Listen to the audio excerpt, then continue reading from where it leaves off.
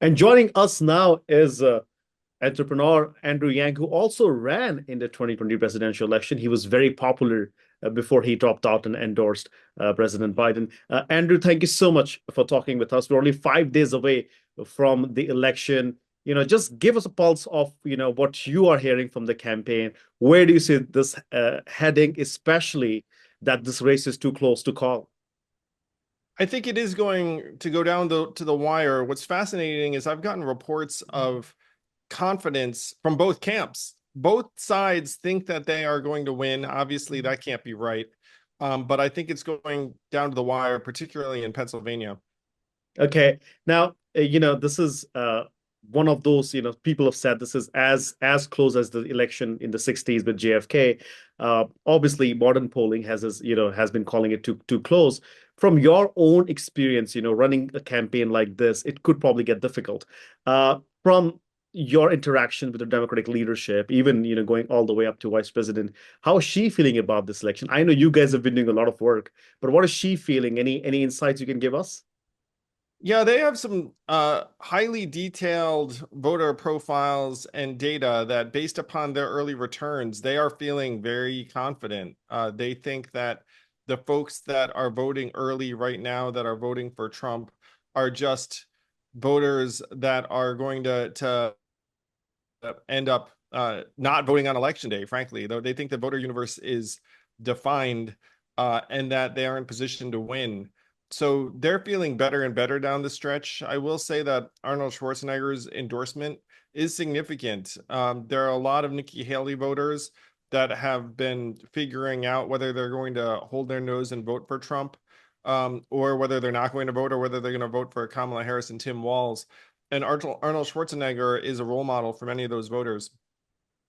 Asian Americans are playing an important role in this election. I've covered the campaign for the past 3 months. I've been around the community.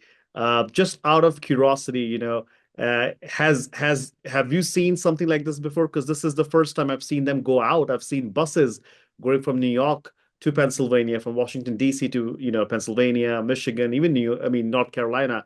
I mean, it's unprecedented in some ways.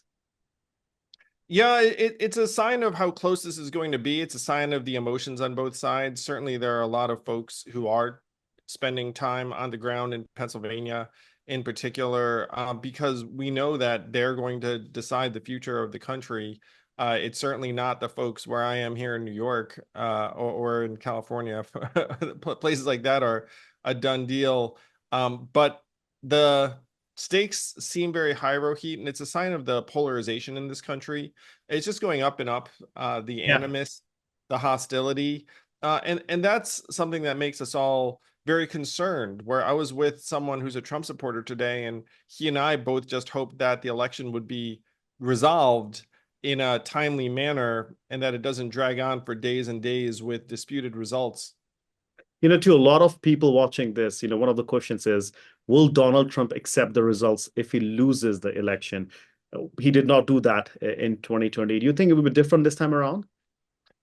No one thinks he's going to quietly accept a loss. Even today, he started saying there was fraud in Pennsylvania, paving the road for him to dispute the result. And this is one reason why the concern levels are so high. There's a fear of strife and even violence in state capitals around the country if Trump loses and says that he didn't lose, because there are millions of Americans who will believe him. Now, election integrity is one thing. We've seen ballots. We also have reports about somebody going out and burning ballots. That was coming in earlier today. Just, from somebody watching from the outside, what reforms can America do to make sure, its election is bulletproof in a sense where people cannot question it? Well, Rohit, faith in the media has declined precipitously. Faith in institutions like the presidency. There's a lot of rebuilding that has to happen in the U.S. And one of the things that I think would help diminish the polarization is having more than two political parties, which folks in India probably think to themselves, of course, because it's very unusual. America is an aberration in Right. having two political parties. And I joke sometimes, imagine a sports league where there are only two teams. Eventually, you'd start Yep. to detest each other. That's kind of the American political system. It's very poor design. It results in perverse incentives that reward politicians for not solving a problem and then placing blame on the other side. That's why I've co-founded the Forward Party, because America needs a viable third party.